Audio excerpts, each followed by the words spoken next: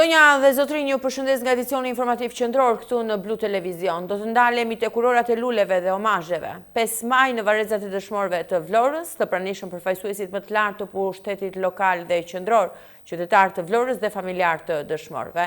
Kryebashkiakja Mersini ka deklaruar se vitin tjetër, 85 vjetori do t'i gjejë varrezat e dëshmorëve të rehabilituara. 5 maj, dita e dëshmorëve u përkujtua edhe në Vlorë. Në varrezat e dëshmorëve të qytetit, përfaqësuesit më të lartë pushtetit lokal, por edhe atij qendror, qytetarë të Vlorës dhe familjar të dëshmorëve nderuan dëshmorët që dhanë jetën për liri, duke vendosur kurora me lule ashtu si çdo vit.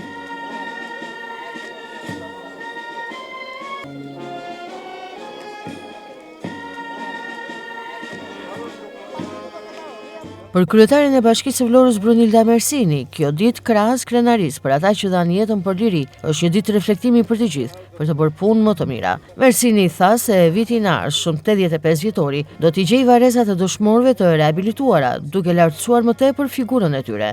Është pa diskutim nder dhe lavdi për të gjithë brezat sakrifica e tyre. Dhe në emër të kësaj sakrifice, gjithmonë do të ketë një reflektim për atë dashurinë dhe për kushtimin ndaj adeut për të gjithë brezat. Edhe ky 84 vjetor na gjen përsëri në nderim, të bashkuar në nderim të emrave, lirisë edhe sakrificës që dëshmorët i ka dhënë adeut. Është pa diskutim një reflektim për të gjithë neve, për punët e përditshme për atë dashurinë. Vetëm duke kujtuar historinë, duke parë sa të thella janë rrënjët tona, ne do të ecim përpara. Dhe Vlora është djepi i lirisë. Vlora është djepi i historisë dhe na lind detyra që edhe t'i nderojmë ata në mënyrë dinjitoze dhe për këtë arsye Bashkia e Vlorës në fokusin e vitit që vjen do të ketë rekonstruksionin total të varrezave, duke dhënë këtij ambienti dinjitet akoma më shumë. Të paharuar qofshin. Deputeti i qarkut të Vlorës Ardit Bido, prezent në ceremoninë përkujtimore të dëshmorëve, tha se historia për ta do të mbetet gjithmonë e gdhendur me gërma të arta. Bido pohoi se edhe nga politika në nderim të dëshmorëve ka ende vend për përmirësim. Lavdi dëshmorëve të adeut, kushdo i cili ka dhënë jetën për Shqipërinë, që nga fillesat e lëvizjes tonë kombëtare, veçanërisht gjatë luftës së dytë botërore, në fakt na ka mundësuar që ne të kemi këtë atë në të cilin punojmë, në këtë atë në të cilin jemi të lirë, në këtë atë në të cilin kemi mundësi ta menaxhojmë vetë si shqiptar. Dhe rrjedhimisht sakrifica e tyre në fakt është përditshmëria e jonë. Sakrifica e tyre është fakti që ne sot jemi të lirë, është fakti që sot ne mundet që të begatojmë vendin ton si të pavarur. Respekti ndaj dëshmorëve duhet tregohet në përditshmëri dhe jo vetëm në ditë të shënuara. Dhe rrjedhimisht patjetër që ka shumë për të bërë në mënyrë që këto figura të na frymëzojnë se si ne duhet veprojmë në të ardhmen, të mund t'i transmetojmë vlerat të cilët sakrifica e tyre sublime mundsoi tek fëmijët në mënyrë që të mund të mbjetoj për jetë. Krahas mesazheve të tyre në nderim të dëshmorëve dhe përjetësisë së lavdisë së tyre, edhe familjarët e tyre mendojnë se pushteti duhet të bëjë më shumë për ata të cilët lanë me gjak këtë tokë për të fituar lirinë. Pa diskutim që duhet të jetë në histori, dëshmorët janë krenaria e jonë, krenaria e kombit.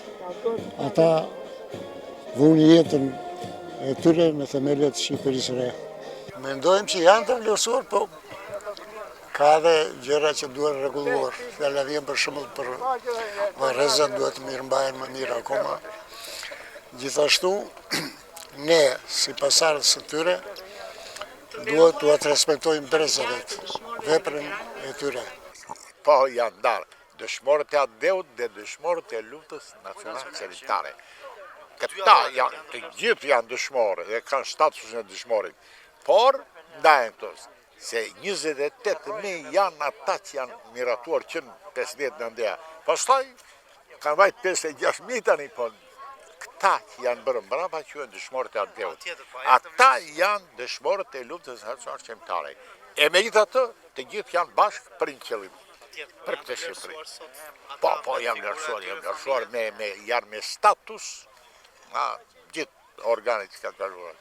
Megjithatë, lavdi dëshmorëve në jetë vetë. Ata sakrifikuan, ata dhanë jetën për këto ditë që neve gëzojmë sot. Ne duhet të bëjmë atë gjë. Ti kujtojmë ata se çdo centimetër tokë e këti vëndi, e këti adeu, e këti kombi, ka një pikë gjak. Ne nuk duhet bëjmë atë të shkerim mbi gjakun e këtyre. Duhet jenë ata të pastër.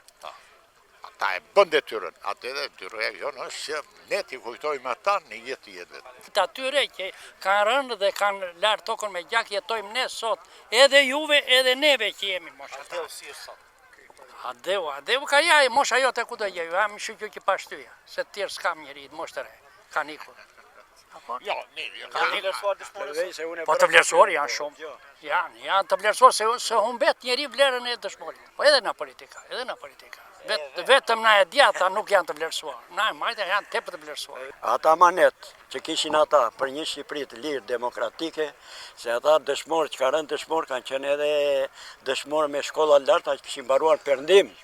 E këndoj edhe këngë ato për djemtë e Jagolikut, mbaruar jashtetin në Itali, edhe ata e doni Shqipërinë të lirë, demokratike, jo me sklavëri, jo me varfëri, edhe dëshmorët për atë luftuan, që kjo të ishte një vend demokratik, Shqipëria të ishte një vend demokratik.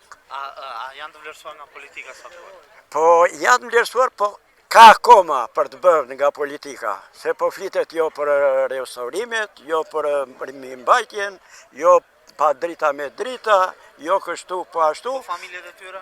Familjet e tyre janë të interesuar, se edhe u ka dhëmbur, se dikush ka humbur djalin, dikush ka humbur vajzën, dikush ka humbur të afërmin e tia, dhe atyre u ka dhëmbur më shumë bashkë me gjithë ne tjerët.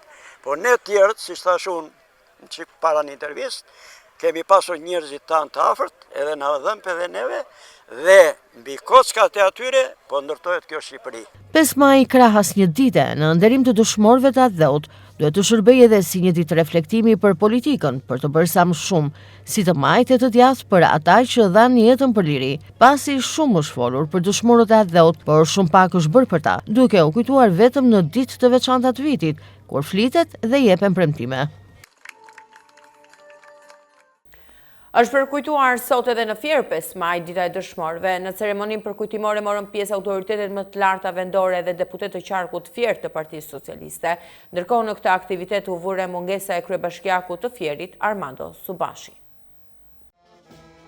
Është përkujtuar sot edhe në Fier 5 maj, dita e dëshmorëve, në nder të atyre që dhanë jetën gjatë luftës nacional çlirimtare. Në ceremoninë përkujtimore morën pjesë autoritetet më të larta vendore si edhe deputet të qarkut Fier të Partisë Socialiste. Të pranishëm ishin edhe drejtuesja politike e Partisë Socialiste për qarkun Belinda Balluku, deputetet Ramion Kurti, Antoneta Dhima dhe Erio Mile, familjar të dëshmorëve dhe përfaqësues të drejtorisë vendore të policisë, të cilët në ritmet e bandës frymore të qytetit vendosën buqeta dhe kurora me lule pranë obeliskut kushtuar dëshmorëve. Ndërkohë në këtë aktivitet u vure mungesa e kryebashkiakut të Fierit, Armando Subashi. Në fjalën e tij, kryetari i shoqatës së familjeve të dëshmorëve dhe veteranëve të luftës në Fier, Sokrat Ikonomi, e vlerësoi 5 majin si një ditë që përkujton dëshmorët dhe sakrificën e tyre për lirinë e vendit. Në prononcimin për media, drejtuesja politike Belinda Balluku ka pohuar se 5 maj është një ditë që shkon përtej të majtës dhe të djathtës, ndaj ka theksuar rëndësinë e reflektimit të opozitës e cila prej vitesh mungon në këtë ditë të shënuar. Teksa ka mohuar zërat për krisje të marrëdhënieve me kryebashkiakun Armando Subashin, të cilin e ka konsideruar aset të Partisë Socialiste. Sot është një ditë shumë e rëndësishme për historinë e Shqipërisë, 5 maj, dita e dëshmorëve të kombit. Dhe para pak e kemi diskutuar me të gjithë të ftuarit këtu në ceremonial në varrezat e dëshmorëve të Bashkisë Fierit, sepse është zgjedhur 5 maj. 5 maj është zgjedhur si dita kur Qemal Stafa, një nga figurat më të spikatura të luftës antifashiste nacional çlirimtare, ra dëshmor. Dhe sigurisht kjo është një ditë që personifikon sakrificën e 28.000 burrave, grave, vajzave dhe djemve, të cilët dhanë jetën për Adheun, duke lënë në shekuj një mesazh shumë të rëndësishëm, që nuk ka asgjë më të rëndësishme, më të çmuar, më të vyer se Shqipëria. Ndaj në ditë si këto, përveç përkujtimit që ne përulemi para këtyre dëshmorëve, ata përçojnë këtë mesazh tek të gjitha brezat dhe puna që sot e kësaj dite vazhdon dhe bën shoqata e dëshmorëve të kombit për të mbajtur gjallë këtë flak të sakrificës të 28.000 dëshmorëve është me të vërtet për të respektuar dhe për të përçuar nga brezi në brez. Në fjalën tuaj përshëndetje, po thua që kjo është një ditë që shkon për te të majtës dhe së djathtës, por ka vite që opozita nuk i bashkohet kësaj dite. A ka kohë për reflektim? 5 maj është dita e dëshmorëve të Adheut dhe si e tillë ata dhanë jetën për Shqipërinë dhe Shqipëria është e gjithëve. Shqipëria nuk ka ndasi politike, Shqipëria nuk ka ndasi krahinore apo as të fesë. Kështu që kjo është një ditë që duhet respektuar nga të gjithë, kjo është një ditë që duhet mbajtur në zemër nga të vjetër, të rinj. Kjo është një ditë që nuk mund të ndahet as nga politika, kështu që patjetër duhet jetë një ditë reflektimi dhe gjaku i dëshmorëve qoftë përbashkues gjithmonë. Lavdi dëshmorëve të Adheut. Fitet për krisje të marrëdhënieve politike midis jush dhe Armando Sobash. I nderuar, Armando sot ka një detyrë, prandaj këtu ndodhen 4 nënkryetarë, të cilët janë nënkryetarët e bashkisë të Armandos dhe jo, nuk ka asnjë krisje. Unë me Armando Sobashin jemi shok të vjetër. Nuk na ka lidhur detyra ime në Fier, na ka lidhur Partia Socialiste herët, shumë herët, madje nuk e di ka qenë 2007 apo pak më vonë. Kemi kaluar bashkë momente të rëndësishme si greva Auris apo fushata elektorale. Armando është një aset i Partisë Socialiste dhe nuk krisemi ne socialistët. Edhe kur kemi debate për të mirën e fierakëve, për të mirën e qytetit, për projekte etj, kjo nuk quhet krisje, sidomos me Armandon që unë kam shok. Edhe këtë vit, opozita nuk ju bashkua ceremonisë në nderim të dëshmorëve. 5 maj lidhe të pasgjithshmërisht me emrin e Qemal Stafës, idealistit 22 vjeçar që na kujton se gjaku në pulovrën e tij është certifikata e asaj që bëri brezi i tij në luftën për liri. Për më gjerë, një refleksion në këtë 5 maj nga gazetari Roland Qafoku. Si sot 84 vjet më parë në Tiranë u vra Qemal Stafa, ishte vetëm 22 vjeç, një muaj e 15 dita të 5 maj të vitit 1942, kur u ekzekutua në afërsi të një banese pranë medreses. Këto në foto janë sendet personale që ai kishte ditën që u vra. Violina, partitura, pasaporta, libri Historia materializmit, libri me poezi poetit milanes Alessandro Manzoni, një libër historik, një set me dokumente dhe 4 bloqe shënimesh. Dhe foto e pasaportës së Qemal Stafës. Por ajo që bie më shumë në sy është pulovra gjakosur që ai mbante në trup, kur në orën 9:35 u qellua nga disa karabinier që kishin rrethuar shtëpinë ku strehoi. Nuk po merrem me këtë status me detajet e ngjarjes, si skenimet, kurthi dhe dëshmitë të pranishmeve, apo nëse kishte gishte Mberogja në këtë ngjarje, të cilat janë trajtuar me hollësi në librin 100 vrasjet më të bujshme në historinë e shtetit shqiptar, 1912-2017. Ajo që më ka bërë për herë për shtypje ishte idealizmi ekstrem i këtij djaloshi. Ne të brezit që jetojmë në vitet 2000 nuk na e prek mendja se si Qemal Stafa dhe shumë të rinj si ai lanë studimet në Itali për t'i bërë rezistencë fashizmit në Shqipëri. Ne të brezit sot nuk na e rrek fare mendja se si një djalosh i ri, krahas violinës dhe poetit Manzoni, mbante në brez pistoletën Smith. Krahas erudicionit të madh general që zotronte, ai kishte etje edhe për literaturë komuniste. Duhet ta themi që Qemal Stafa ishte i majt si shumë nga ata që dallëdisën në Europën e asaj kohe, por unë pak e besoj se ai ishte komunist tipik si shqiptarët e njohën komunistët pas vitit 1944. Të bëm përshtypje që sapo themeloi ballin kombëtar, u zgjodh kryetar Mithat Frashëri, deklaroi se ideali i partisë së tij ishte gjaku i Qemal Stafës, gjë që lë të kuptosh se Qemali nuk ishte vetëm i komunistëve, por i të gjithë atyre që e donin Shqipërinë të lirë. Prandaj unë besoj se idealizmi i Qemal Stafës ishte komunizmi që ndërtoi Enver Hoxha dhe që nëpërmjet tij bëri gjëmën Shqipërisë për 45 vjet. Por ama unë besoj që Qemal Stafa ishte produkti më i mirë i një plejade të tërë idealistësh që sakrifikuan rininë e tyre për të luftuar fashizmin. Me libra dhe me armë, me poezi dhe granata, dhe këta djemë dhe vajza nuk ishin me dhjetra e me qindra, por me mira. Sot duket si një frazë shkruar dhe e thënë lehtë, por ata djemë dhe vajza e bën me vepra këtë. Shumica e tyre që u vranë nuk ishin më shumë se mosha e Qemal Stafës. Prandaj nga e gjitha ajo histori, pulovra e larë me gjake e Qemal Stafës mbetet simboli sakrificës së një brezi të tërë të rinj, që nisën atë luftë për patriotizëm, por që Hoxha u konvertoi në një komunizëm të pështirë dhe gjakatar. Por ama ne kur nuk duhet ta përdhosim këtë sakrificë dhe këtë gjak të derdhur. Ai duhet na bëj vetëm krenar dhe të vetëdijshëm se që nga Vasillaçi e deri te Margarita Tutulani ishin një radhë tërë të rinj që vunë Shqipërinë përpara jetës së tyre. Gjaku në pulovrën e Qemal Stafës është certifikata asaj që bëri ai brez.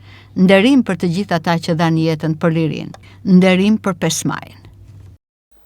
Rikthemi me të tjera zhvillime, rinisin me ritme punimet për projektin e portit të integruar në zonën e Zvërnecit, pas një periudhe të gjatë ndërprerje, aktiviteti në kantier duke t'i rikthyer duke dhënë sinjale pozitive për ecurinë e investimit të rëndësishëm për qytetin e Vlorës. Ka rinisur punimet për projektin e portit të integruar në zonën e Zvërnecit tashmë dhe me ritme më të intensifikuara. Pas një periudhe relativisht të gjatë ndërprerje, aktiviteti në kantier është rikthyer duke dhënë sinjale pozitive për ecurinë e këtij investimi të rëndësishëm për qytetin e Vlorës. Rinisin punimet tashmë të intensifikuara për projektin e portit të integruar në zonën e Zvërnecit në Vlorë. Vlera e këtij projekti është në rreth 43 milion euro, ndërkohë që afati është në 24 muaj kalendarik. Punimet ka rinisur sërish pas një ndërprerje të gjatë, ndërkohë që nuk dihet ende se kur ky projekt do të përfundojë. Ajo çfarë përcaktohet lidhet me afatet në 24 muaj kalendarik, por pa përcaktuar nisjen dhe përfundimin e këtij afati. Ajo çka të bëjë me këtë projekt është mjaft i rëndësishëm pasi do të japë një zhvillim edhe më të tetejshëm portit integruar në Vlorë, i cili përfshin edhe portin e peshkimit, portin e tragjeteve, por edhe portin e mallrave. Porti integruar në zonën e Zvërnecit është cilësuar prej kohësh si një nga projektet më strategjik për zhvillimin ekonomik të zonës. Ky projekt parashikon ndërtimin e një terminali për pasagjerët, një porti të dedikuar për peshkimin, si dhe një terminali për përpunimin dhe transportin e mallrave. Një strukturë e tillë pritet të ndikojë ndjeshëm në rritjen e aktivitetit ekonomik, duke përmirësuar infrastrukturën portuale dhe duke krijuar mundësi të reja punësimi. Vlera e investimit llogaritet në rreth 43 milion euro, ndërsa afati i realizimit është parashikuar të jetë 24 muaj kalendarik. Megjithatë, ende nuk është bërë publik një afat i saktë për përfundimin e plotë të punimeve, çka mbetet një nga pikat që kërkon më shumë qartësi nga autoritetet përgjegjëse. Rinisja e punimeve shihet si një hap i rëndësishëm, sidomos në një kohë kur sektori peshkimit dhe aktivitetet detare në zonë po përballen me vështirësi të shumta. Përfundimi i këtij projekti pritet të krijojë kushte më të mira operimi për peshkatarët dhe bizneset që lidhen me detin, duke i dhënë një shtysë të re zhvillimit ekonomik të Vlorës dhe zonave përreth. Sektori i peshkimit në Vlorë drejt falimentimit, ndërsa peshkatarët përballen me problematika nga mungesa e mbështetjes nga shteti, tek fakti që në portin e peshkimit mungon oficina për riparimin e mjeteve lundruese dhe infrastruktura për largimin e mjeteve të mbytura që pengojnë ankorimin e anijeve. Sektori peshkimit në Vlorë po shkon drejt falimentimit, ndërsa peshkatarët përballen me problematika të shumta. Rritja e çmimit të naftës ka ndikuar drejt për drejt tek ata, por ky sektor përballet edhe me vështirësi të tjera serioze, nga mungesa e mbështetjes nga shteti deri tek fakti që në portin e peshkimit në Zvërnec mungojnë oficina për riparimin e mjeteve lundruese, si dhe mungesa e ndërhyrjeve për largimin e mjeteve të mbytura që pengojnë ankorimin e anijeve apo shkallaret për nxjerrjen e tyre. Ndërkohë referuar çmimit të naftës, peshkatarët shprehen se aktualisht ajo ka arritur në rreth 120 lekë të rinj për litër, nga 65 deri në 80 lekë që ishte pak kohë më parë. Në gjendjen aktuale ata pranojnë se kanë shumë të vështirë të vijojnë aktivitetin e tyre dhe se gjithçka po shkon drejt falimentimit të plotë. Sa vite keni që merrni me peshkim? 34 vjet. Keni punuar në Vlorë? Unë në Vlorë kam punuar, por më shumë kam frekuentuar Imarën, me që është vend turistik. Kam punuar andej. Sa vështirë është për sektorin e peshkimit? Shumë e vështirë është, sidomos tani me ngritjen e naftës. Ky sektori më i vështirë. Nuk mund të them dot asnjë gjë. Është drejt falimentimit çdo gjë. Nga nafta, nga ndihma që jep shteti, këtu nuk ka një shkallë për të ngritur anijet. Nafta ka qenë me 68, 65, 10, tani ka ardhur 106. Përveç të vëshës, i bie me 1200, 1300 lekë. Nuk e fuqi ta marrësh, se edhe prodhimi nuk ka qenë i bolshëm që ta mbuloj, ta kompensoj. Kështu që është drejt falimentimit me pak llafe. Ka rreth 30-40 anije. Të mëdhaja dhe të vogla, përveç flugave, këtyre anijeve të vogla që gjuajnë. Problemi i shkallës për të ngritur varkat. Këtu s'kemi një oficin për të rregulluar motorat, gjërat. Motora, na i dhanë motorat, na i hoqën prap shteti. Këtu mungojnë specialistët, në qoftë se ky çmim nafte është si sot, çdo gjë është mbyllur. si të thashë një oficin, nuk ka kuadro që përgatiten për peshkatar, as motorista, as kapiter. Mungojnë të gjitha gjërat. Kjo pun ka falimentuar, tani vinë këta egyptianët, këta na komandojnë ne tani, jo I komandojnë ne. Që në vitin, që në 12 tetor të 67-ës. Një jetë të tërë. Një jetë të gjithë. Kam punuar peshkatar, kam baruar shkollën për motorist, për kapiten, kam punuar të dedë, po si kjo situatë nuk kem panu njëherë. Ja shikoj vetë anjet që ri në mollë. A mund të punohesh me 1500 lek me motor 600 kuaj fuqi, shikoj një gurmadin sa e ka. Që atje shikoni, 600 kuaj fuqi. Bëjë logari me 175 gram për 4 fuqi, dizet dhe fiket, dizet në mollë dhe kur vjen në mollë fiket. Pra duam të paktën 550.000 lek vetëm naftë ditore. Do të 30 dhe 35 litra naftë në orë. Shteti nuk na jep asë një gjë. Po të shikosh anet janë blokuar. Ne nuk kemi asë një lloj seversionimi nga kjo. Edhe grandet që kanë ardhur nga Komiteti Evropian për peshkatarët, unë kam folë prapë me këtë punë, I ka marrë Gjert Luca, ja ka dhënë Gjert Lucën. Si duket do jetë aksioner me Gjert Lucën. Oficin nuk ka? Jo, porti peshkimit këtu janë njët, po shikosh, janë pjesë, kush e ka thënë, thotë kjo është e imja. Ta mi që na pengojnë edhe në ato, po nëse e kishin për të bërë portin e peshkimit këtu edhe 20 vjet përpara. Me ashtu të quajturën organizat menaxhimi, po nuk ishte organizat menaxhimi. Ishte organizata e shkatërimit peshkimit. Ajo u krijuar gjëja për ndihmuar peshkatarët, me një fatkeqësi me ashtu, ishte për të shitur naftën ta merrte Tirana, sa ata e morën naftën, lekët e naftës, morëm gjë ne. Në zonën e Triportit në Zvërnec operojnë nga 30 deri në 40 anije peshkimi, një numër që ka ardhur në rënje, duke parë situatën aktuale dhe mungesën e mbështetjes nga shteti, duke filluar nga rritja e çmimit të naftës e deri tek problematikat në port. Ky sektor po shkon drejt falimentimit të plot. Si pasojë, 10 anije qëndrojnë në kohë të gjatë pa dalë në det, pasi e kanë shumë të vështirë të përballojnë kostot. Kolegjit e bashkuara të gjykatës së lartë kanë miratuar një interpretim të ri për zbatimin e masës së sigurimit arrest në burg, duke përmbysur praktikën 14 vjeçare. Arresti me burg është shpahur masë ekstreme, duke hapur rrugë për rishikimin e mira rasteve në paraburgim. Kolegjet e bashkuara të gjykatës së lartë miratuan me unanimitet një interpretim të ri për zbatimin e masës së sigurimit arrest në burg, duke rishikuar vendimin unifikues të vitit 2011. Vendimi I ri forcon standardet për kufizimin e lirisë personale dhe e konsideron arrestin në burg si një masë të jashtëzakonshme që duhet të përdoret vetëm kur alternativat e tjera rezultojnë të pamjaftueshme. Sipas këtij interpretimi, gjykatat tashmë janë të detyruara të shqyrtojnë në mënyrë konkrete dhe të argumentuar çdo masë më pak kufizuese përpara se të vendosin izolimin në burg. Arsyetimi duhet të jetë I detajuar, individualizuar dhe I bazuar në rrethanat specifike të çdo rasti, duke reflektuar rrezikun real që paraqeti pandehuri dhe proporcionalitetin e masës. Një ndryshim thelbësor lidhet po ashtu edhe me barrën e provës, ndryshe nga praktikat e mëparshme, kur I akuzuari duhet të provonte pse nuk duhet të mbajë në burg. Tashmë është prokuroria ajo që duhet të justifikojë nevojën për masën më të ashpër të sigurisë. Ai duhet të paraqesë prova konkrete dhe argumente bindëse për rrezikun dhe pamjaftueshmërinë e alternativave të tjera. Në Kërcyr vijon të regjistrohet një rritje e çmimeve të produkteve ushqimore duke u bërë të papërballueshme për xhepat e konsumatorëve. Vështirësitë ekonomike ndeshin kryesisht të moshuarit, të cilët përveç pensionit nuk kanë të tjera të ardhura. Në Kërcyr po regjistrohet rritje e çmimeve të produkteve ushqimore duke qenë të papërballueshme për xhepat e konsumatorëve. Rritja e çmimeve ka prekur produktet e shportës, por edhe tregun e fruta perimeve, ndërsa banorët I cilësojnë të kripura për të përballuar prej tyre. Vështirësi ekonomike në këtë situatë ndeshin kryesisht të moshuarit në Kërcyr, të cilët përveç pensionit nuk kanë të ardhura të tjera për të përballuar çmimet e rritura në treg. Ka një stopim me fjalë të blerjes. Nuk ka shumë sim përpara. Nuk marrim dot asilacin e pensionistët, asilacit marrin pa lek për bukë stambetet, me borxhe.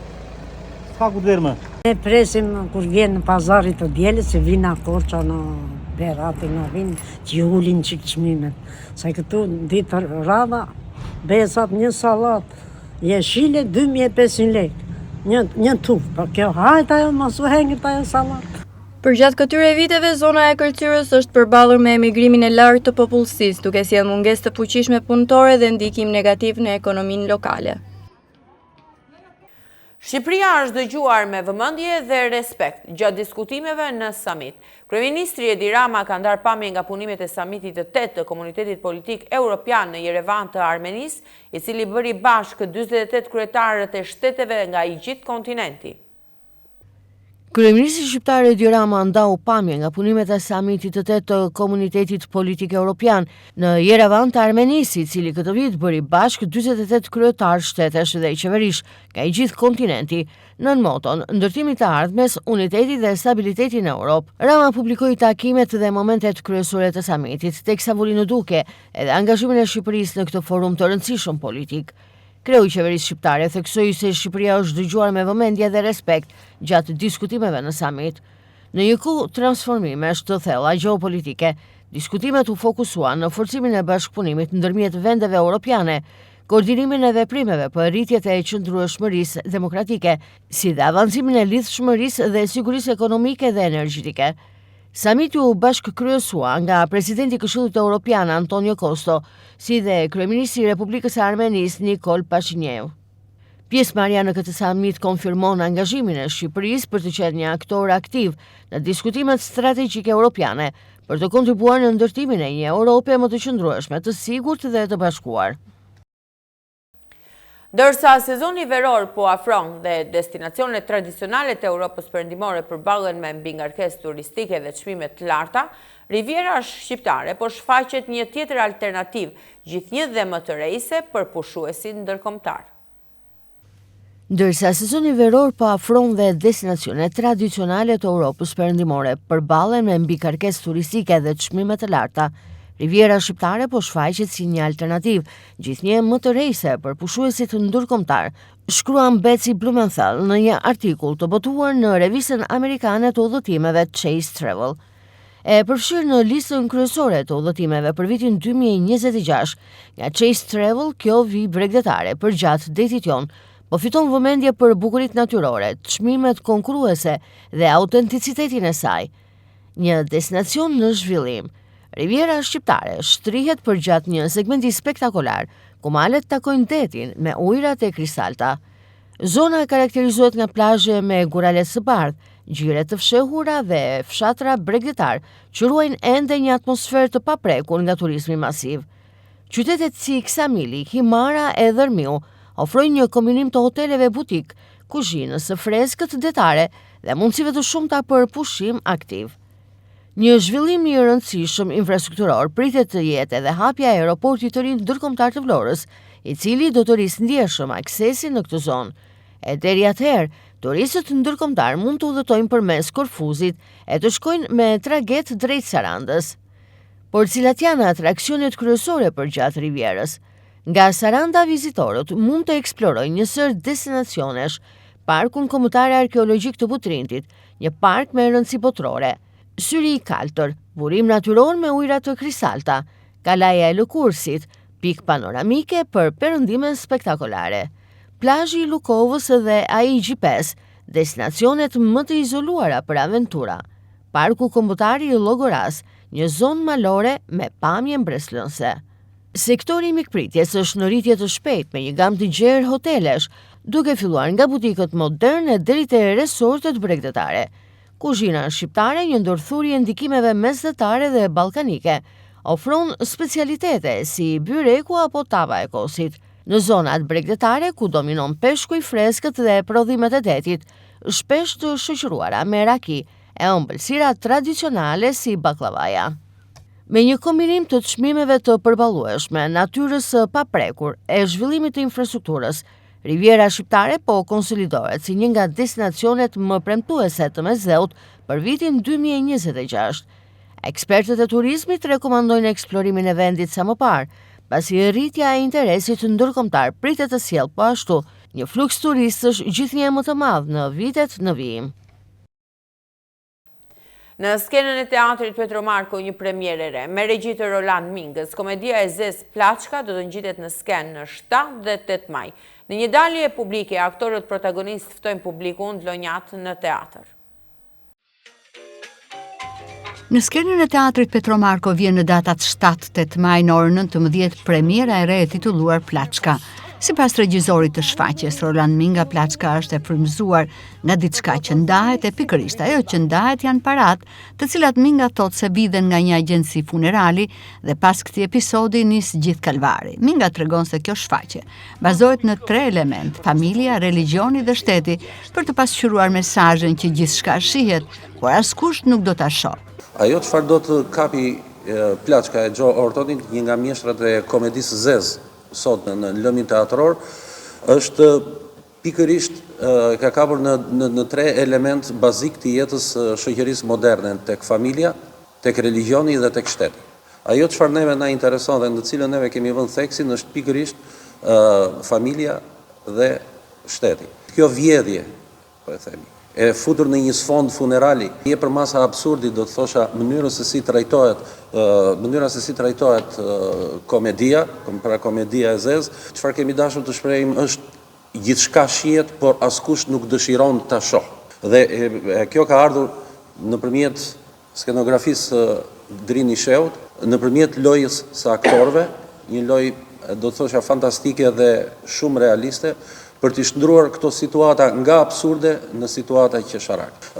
Është pikërisht etja për para e cila ka shprishur deri qelizën e kryesore që është familja, e cila qëndron përballë jetës dhe vdekjes me mungesë të theksuar respekti, dhe shteti i cili në një farë mënyre bëhet pjesë e së keqes, madje edhe i merr në mbrojtje. E servirur kjo do të thosha me situata fantastike humori, me situata të cilat e çojnë në një teht të mpret atë mesazhin në cilin ne duam të shfaqim, ka prek edhe kockën e shoqërisë në përgjithësi, dhe këto nuk janë vetëm fenomene të shoqërive perëndimore, por janë e të gjithë ne përsa kohë neve jemi edhe pjesë e saj. E përfshin edhe spektatorin pa dashje, e bën të ndihet me një të qeshur të shqetësuar, pasi ka qeshur fort, e ndjen veten pjesëmarrës, si me thënë,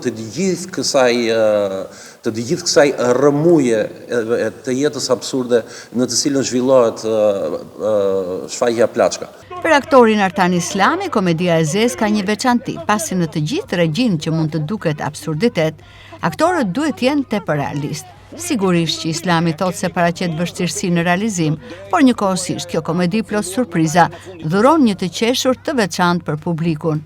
Është shumë e rëndësishme në komedinë e zezë është që neve duhet jemi shumë realist në interpretim, pavarësisht sepse në situata absurde dhe termi absurd kalon në një konotacion në cilin dashur pa dashur aktorët mendojnë se duke luajtur absurdin mund të bëjnë diçka që është jashtë reales, por në të vërtetë në interpretimin modern absurdi është shumë real, është shumë konkret. Në tilla situata, duke lozur në një mënyrë shumë realiste, neve mendojmë që duhet patjetër që t'i japim një lloj impakti dhe një lloj të qeshure, do të thonë disi të veçantë dhe spektatorit që do të ndjekë këtë spektakël. Mënyra se si është ndërtuar ky spektakël, i cili është disi i veçantë nga ana e skenografisë dhe e kostumografisë, dhe duke parë dhe vetë juve, duke marrë dhe format që janë jo shumë reale të një shtëpie e cila qëndron në ajër, është një lloj gjetje shumë e mirë e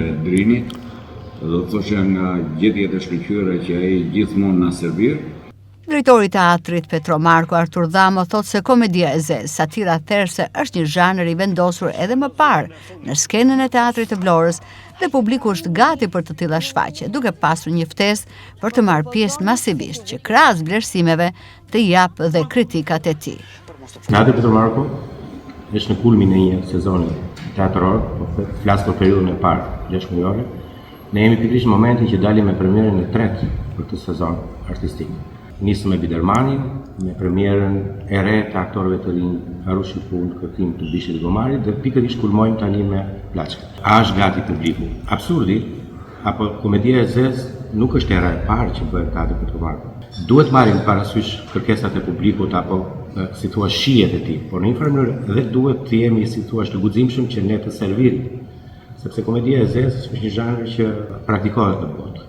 Uroj shumë dhe shpresoj që shfaqja të kap suksesin dhe publiku këtë radhë si gjithmonë që ka qenë prezente dhe ka suportuar gjithmonë, besoj që do të jetë prezente dhe prezenca e tyre ne do të ndihmojë njëkohësisht edhe për të marrë urimet për produktin që ne servim, po njëkohësisht shumë e rëndësishme është që ata që do të thonë qoftë edhe me një vërejtje apo sugjerim, kjo është e rëndësishme për ne për të na ndihmuar në vazhdimsi. Bashkimi i energjive, artistëve, profesionistë të trupës. Dhe hera Decide, projekti Decide që ne angazhojmë dhe të rinjt. Në këtë është pikërisht qëllimi dhe projeksioni që ka Teatri Petro Marko. Teatri është ajo që ka qenë histori, është realitet, por ne duhet mendojmë shumë edhe për vazhdimsi. Dhe mua më duken shumë premtues të artistë të rinj, dhe ky është në fundi misioni i teatrit. Për aktorët e rinj Lori Sinanaj dhe Igli Fusha, si dhe për asistent regjisorin Livion Aliaj, ti është pjesë e Teatrit të Vlorës është diçka e veçantë, pasi ata tregojnë se kasti i aktorëve profesionist i ka mirëpritur si familje dhe jo si aktor të rinj. Është eksperiencë shumë e mirë për ne. Ne këtu jemi ndier si shtëpi, jemi ndier jo si të rinj, jemi ndier totalisht si profesionist. Dhe dua të bëj falënderim për gjithë grupin që nga Landi i pari që na dha mundësinë, që nga driri për skenografin, drejtori që sigurisht, si që thash, premiera e 3, domethënë nuk është pak për ne që jemi 3 premiera rresht këtu në teatr. Margenti, Astridi që s'është tani sigurisht, Lori pastaj që vajta një jetë dhe vlanishë, s'munda, edhe gjithashtu dhe Liri. Edhe ju mirë presin teatr. Është bërë një gjetje, po kuptohet që është edhe një punë e mirë e bërë nga një grup i madh njerëzish pastaj që bëjnë të mundur dhe realizimin e gjithë kësaj skenografie. Përveç se në ajër ka dhe një veçori tjetër që është një shtëpi e rënuar. Pavarësisht se duket në atë luksozën e vet, në atë pjesën e luksit, por është një shtëpi e rënuar, e cila është edhe vetë thelbi i kësaj vete. Për një aktor që shpesh jemi mësuar ta shohim në shumë dimensione si Margent Saushi, ka gjithmonë emocione të ngjitesh në skenën e teatrit përballë publikut vlonjat. Patjetër kam emocione, patjetër më drivet mishi zemra kur dalë përpara publikut, por mendoj që kemi bërë një punë të shkëlqyer. Mendoj me përkushtimin që kemi dhënë këtu e gati 50 ditë, kemi qenë goxha të përkushtuar. Gjithë kasti aktorëve, nuk kemi lënë gjë mangut që ne të shkëlqejmë në këtë skenë. Mendoj që publiku do kënaqet jashtëzakonisht me ne, edhe mezi presim që të vi premiera. Plaçka premiera e re e Teatrit Petro Marko ngjitet në skenë në datat 7-8 maj në orën 19. Një komedi e zezë, kjo plot absurditet nga Joe Orton. Shpella e Spiles në Himar, që lidhet me mitin e ciklopit të përmendur nga Homeri para 2700 vitesh, i është nështruar një ndërhyrje për të rritur atraktivitetin e këtij destinacioni për gjatë gjithë vitit. Shpella e Spiles në Himar, një nga hapësirat më të veçanta të Bregdetit shqiptar, i është nështruar një ndërhyrje për të rritur aktivitetin e këtij destinacioni për gjatë gjithë vitit. Kjo shpellë lidhet me mitin e ciklopit të përmendur nga Homeri para 2700 vitesh. Ajo njihet edhe ndryshe si shpella e Odises ose shpella e ciklopit, duke qenë se sipas mitologjisë ky është edhe vendi ku u ndeshën dy personazhet. Ministri i Turizmit, Kulturës dhe Sportit Blendi Gonçja vizitoi së fundmi këtë shpellë, e cila mbart një potencial të rëndësishëm kulturor dhe turistik për zonën.